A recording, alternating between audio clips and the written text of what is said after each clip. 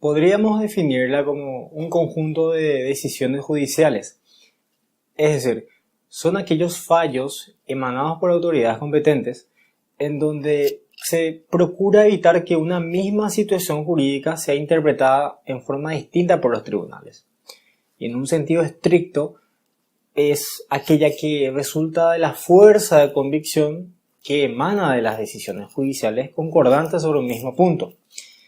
Esto significa que para conocer el contenido completo de las normas vigentes, hay que considerar cómo han sido aplicadas en el pasado. En otras palabras, la jurisprudencia es el entendimiento de las normas jurídicas basado en las sentencias que han resuelto casos basándose en esas normas. ¿Qué quiere decir esto? Quiere decir que existen fallos judiciales coincidentes sobre una misma cuestión jurídica, es decir, sobre un mismo caso, que provoca una fuerza de convicción que hace que cierta regla resulte justa y también aplicable. ¿Qué quiere decir esto? Que existen un conjunto de fallos judiciales que coinciden sobre un mismo punto, en donde el juez lo podrá utilizar para fallar en un asunto judicial. Casos similares. ¿Qué sucede cuando en casos similares los jueces fallan de forma distinta o también lo pueden hacer en forma contradictoria? Cuando los jueces fallan de forma distinta o contradictoria en casos similares, lo que provoca el juez en este caso es una inestabilidad, o mejor conocida como inseguridad jurídica. Ahora, ante este supuesto, ¿cuál es el remedio que uno tiene ante esta situación? Y en este orden, la ley crea un mecanismo con el fin de unificar la jurisprudencia mediante los llamados recursos. Quiero hablar un poco de la importancia que tiene la jurisprudencia en nuestra vida cotidiana, en cuanto al ejercicio de la profesión. Como mencionaba al principio, la jurisprudencia tiende a la fijeza, tiende a dar solidez y por sobre todo dar seguridad, así como a contribuir a la economía procesal.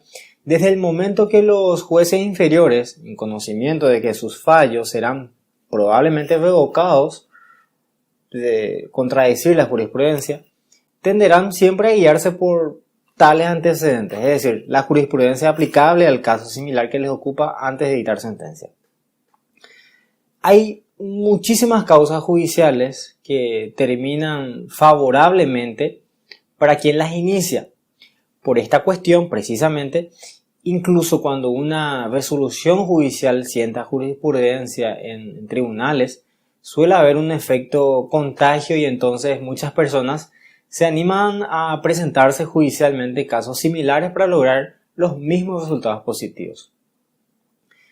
Pensemos en un juicio que inicia un jubilado con motivo de lograr un reajuste en su haber jubilatorio. Si se produce una sentencia favorable a su pedido, el fallo sentará jurisprudencia. Y como consecuencia, es muy probable que haya una aluvión de otras presentaciones de otros jubilados que se encuentran en la misma situación y que pretenden un reajuste en sus haberes. Casi siempre, los jueces, antes de emitir cualquier fallo, deberán fundamentar sus decisiones a partir de un repaso de fallos precedentes. Esto implicará que deberán siempre realizar un repaso de la jurisprudencia. Es como consecuencia de esta acción entonces que un juez puede fallar igual que otro en un caso similar. Si no existiese la jurisprudencia, eso no sería factible. Asimismo, los letrados se abstendrán de apelar sabiendo que sus recursos serán rechazados inevitablemente por un tribunal que no puede, obviamente, contradecir sus propios fallos anteriores. Por el contrario, un abogado cuenta con una enorme probabilidad de éxito si lo que alega en favor de su cliente o representado ha sido decidido de esa misma manera en resoluciones judiciales anteriores. Ahora bien, ¿dónde encontramos jurisprudencia?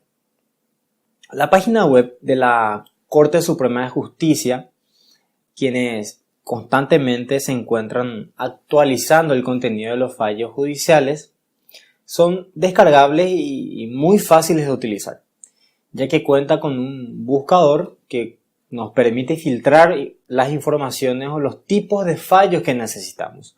Sean esto para el estudio o bien para aplicarlo en un juicio en donde necesitemos un apoyo jurisprudencial.